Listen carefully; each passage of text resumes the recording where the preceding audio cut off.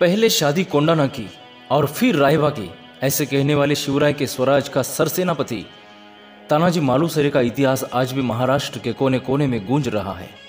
शिवाजी महाराज के एक लफ्ज के लिए खुद की जान दांव पे लगाने वाला योद्धा यानी सूबेदार तानाजी मालुसरे।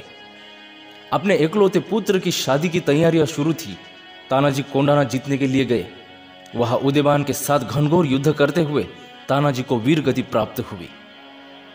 तानाजी की मृत्यु के बाद उनके पुत्र रायबा का क्या हुआ, यह इतिहास में अभी तक किसी को मालूम नहीं है। तानाजी पुत्र रायबा का इतिहास इस वीडियो में जानेंगे। तानाजी की मृत्यु के बाद रायबा की शादी खुद छत्रपति शिवाजी महाराज ने करवा दी थी। इसके बाद उनका रायबा की तरफ विशेष ध्यान था। तानाजी की पत्नी सावित्रीबाई ने भी रायबा को स्वराज के लिए सौंप दिया था। रायबा भी अपने पिता तानाजी की तरह शस्त्र विद्या में अपनी हुकूमत जताने लगे थे। देखते ही देखते रायबा जवान हुआ। उसकी युद्ध नीति देख महाराज को हमेशा तानाजी की याद आती थी। पराक्रमी और शौर्यशाली रायबा की तरफ शिवराय ने सरनौबत का पद प्रदान किया था। उस समय उतनी बड़ी जिम्मेदारी लेने वाला रायबा सबसे कम उम्र वाला योद्धा था।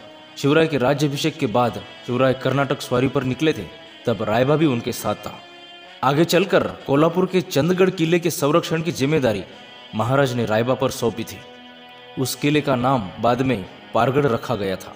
चांद सूरज रहे तब तक पारगढ़ का संरक्षण करते रहो, ऐसा हुक्म शिवराय ने उन्हें दिया था। अपने पूरे परिवार के साथ रायबा पारगढ़ पर रहने लगा। पारगढ़ स्वराज के सीमा पर था। पारगढ़ का संरक्षण करना महत्वपूर्ण रायबा बड़ी जिम्मेदारी से और वफादारी से करता रहा। शिवराय कभी कभी वहां जाते थे, तब रायबा की हमेशा तारीफ करते थे, क्योंकि रायबा का सुरक्षा कवच ही कुछ ऐसा था कि कोई शत्रु रायबा के होते हुए स्वराज में घुस नहीं सका था। आगे शिवराय के मृत्यु के बाद भी रायबा पारगढ़ का संरक्षण करता रहा। करीबन अपने जीवन के 60 बरस तक स्वराज की वो सेवा करता रहा। अपने इस कर्मभूमि में ही रायबा ने आखिरी सांस छोड़ी। मरने से पहले पारगढ़ के संरक्षण करने की जिम्मेदारी रायबा ने अपना पुत्र मुंबाजी पर सौंप दी थी। मुंबाजी के बाद अप्पाजी ने पारगढ़ का संरक्षण किया। इस तरह तानाजी मालुसरे के वंशजों ने स्वराज की सेवा की।